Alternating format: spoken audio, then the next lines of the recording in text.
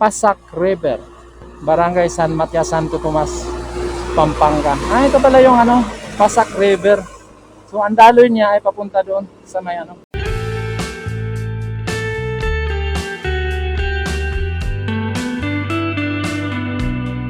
Orlep, January 2024 nang makuna natin ang bahaging ito na mayroong mga excavator na nagdi-dredging sa ilog na ito at mapapansin nga natin na medyo maganda ang araw kaya sila ngayon ay nagdi-dredging at makikita nga rin natin dito ang isa pang excavator na nakayakap lamang dito sa mga tinatambak nila.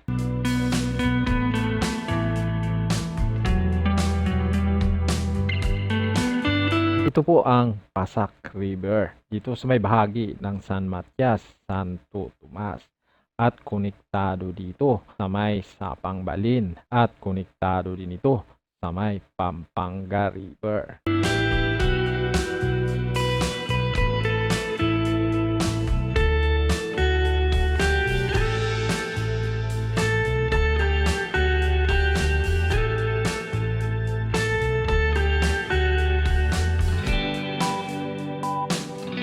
Hindi lang itong lugar na ito pansinin pag dumadaan ka sa may MacArthur Highway. Tayo pag napadaan tayo dito, madalas tayong mapahinto sa lugar na ito. Kaya minsan ay ito nga nakukunan natin ito. Dito rin ang daanan ng may mga palaisdaan sa bahaging ito. Kaya makita natin dito ang mga bangka na dumadaan. At kapansin-pansin din natin ang bakas ng kanilang dinidredging na ginagawa nilang parang mga flood control sa bahaging ito.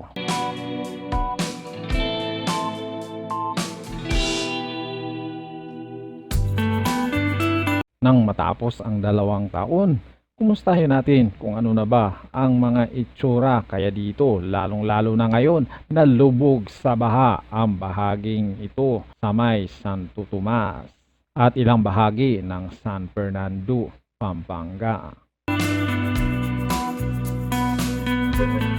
So nakita natin yan, Dalakitan Bridge. So Dalakitan pala to. Dito, ano po ito ng ano, no? Pasac River, Barangay San Matias, Santo Tomas, Pampanga. Ito pala yung ano, Pasac River. So ang daloy niya ay papunta doon sa may ano. Siguro dead end na yan dyan. Ayun yung flood control doon. Yan, so nire-rehabilitate pala nila na to. Pabatid sa publiko, ang Pasac River ay bahagi ng mga project site programang Manila Bay Rehabilitation ng Department of Environment and Resources. Kaya pala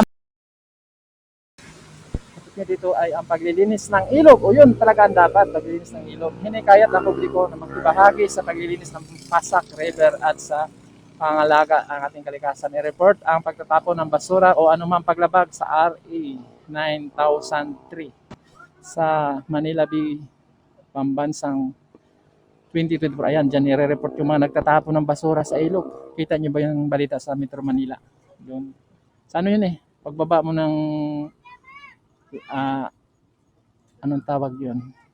Flyover, overpass. Yung mayroong ano doon, creek. Doon yung mga basura na yun. Yan si Kuya, may dalang sniper. Kawawa yung mga isda dito. Huwag kayong magpakita, patay yung ulo nyo. Yan. So yung doon, ay, hindi ko lang alam kung dead end na ba yan kasi meron parang may tulay o wala na, patay na yung ilog dyan. Kasi pura pa kuhang nagsanga sila dito. Pero dito, ayan, makita natin doon, ayun So yung may ginagawa pala dyan, flood control, Yan so makita natin yung parang slope protection niya. Paikot yan dito. Dahil ito pala, connected pala ito kung nakita nyo yung ilog ng ilog ng Sapang Balin. So ito connected ito, itong ilog na to. Umiikot yan doon, Mula doon, umiikot yan papunta dito. Tapos dire-diretso na ito ng Pampanga River. So ang daloy pala ng tubig dito ay pag papunta siya roon. Papunta siya roon yung ng takbo ng tubig dito. Ayun.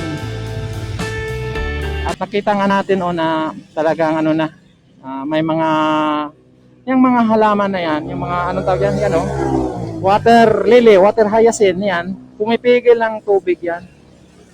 Kaya isa din yan na nabawasan yung capacity ng mga ilog dahil sa mga ano na yan, mga hyacinth na yan. Yung flowing ng tubig ay napipigilan niya. Kaya kung mapansin mo yung mga gandang daloy ng tubig, yung mga yan naaanod yan. Kasi maganda yung daloy, nadadala sila. Pero pag ganyan, kumakapit siya, so hindi siya ano, parang nagiging obstruction siya sa pagtakbo ng tubig. Kaya nahirapan yung pagbilis ng baba. Yun, galing natin, no? Woo! Kung ganito mag-isip yung mga ko, mabilis lang maanuhan yung mga pagbaha na yan. Palaliman lang yung mga ilog, mga creek, tapos ang problema. Kung hindi man matapos, sigurado mababawasan yan. Ano? Kasi mga mabababaw na yan eh. Ang ginagawa kasi nila, hindi na pinapalalim yung ilog. Yung dingding lang ang pinapatubo na yung dingding. Naku po. Kaya bumibigay yung mga dingding nila dahil hindi, wala nang ano eh. Pero pag pinalaliman pa lang nila yung mga ilog na yan, palaliman nilang, nature na yung dingding, yung nature na maging dingding niya, yung lupa mismo. So, kaya hindi na po siya bibigay. Ganun lang kasimple mag-isip. Eh, alam niyo na kung bakit. Alam ng mga ko yan eh. Pero alam niyo kung bakit hindi nila ginagawa. Mas gusto nilang gumagawa ng parang lalagyan ng dingding yung gilid-gilid ng ilog. Di ba? Ganun po yun. Kaya isa lang po ang ano, Pinagbubula lang tayo. Isa lang ibig sabihin yan. Ginawa lang tayong hindi marunong mag-isip sa mga bagay-bagay na ating kapaligiran. ng mga nakapwesto sa ating gobyerno, ng mga binoboto niyo. Kaya si Lala mo po nag-deliver na ng ano, ng bangka. O yan, hindi na bumaba yung ulan. Hindi na bumaba yung ulan.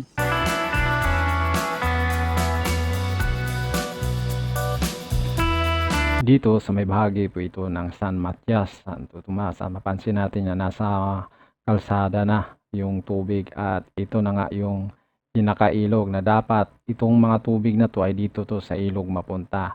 Yun nga lang ay naging level na yata ang ilog dito dahil dapat ang ilog ang may pinakamababang lugar sa bawat area ng may ilog para ang tubig ay masok agad at sa sitwasyon nga dito mukhang mas mataas pa yata ang ilog sa area. Kaya yon doon na napunta ang tubig. At mapansin nga natin dito na nung mag-last na kuna natin nung mga ilang 2 taon na napansin natin, wala pa itong simento. Ngayon simentado na yung ano nila dito. So itong kanilang flood control at nasa ilang metro din ito, no. So ngayon lang natin napansin ito na mayroon pala silang ginagawa dito na flood control o nilagyan na nila ng slope bahaging ito ng ilog ng Pasak River.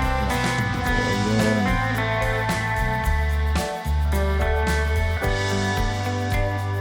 Kung malalim ang ilog na to, sigurado yung mga tubig nang nakita nating nagkakalat dyan, pasok agad yan dito at maganda ang daloy nito. Mapansin niya natin na mukhang ayan nagkakaroon na rin ng mga halaman sa ilog. So ibig sabihin ay mababaw na ang bahagi ng ilog na ito at sa laki-laki na sa dami ng nalubog na baha dito sa mga kabahayan dito, ang ilog, tignan natin yung ilog, daloy ng tubig ng ilog ay relax na relax pa rin. Kumbaga wala ring napuntahan yung tubig ng ilog kaya wala na siyang ibang magagawa kung hindi iluluwa niya yung mga tubig na nandito.